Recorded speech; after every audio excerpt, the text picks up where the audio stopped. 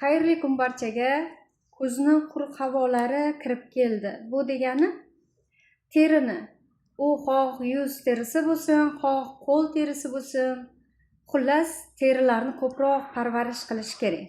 Nimaga? Yorilishlar ko'proq kuzatiladi. Shuning uchun ham agarda pulingizni havoga uchirmaslikni xohlasangiz, vaqtingizni havoga uchirmaslikni xohlasangiz, sifatli bo'lgan mahsulotlardan foydalanishlikni tavsiya qilaman. Buning uchun Atomy kompaniyasining Atomy Shop yoki bo'lmasam Atomy Uz ilovalari sizga yordam beradi.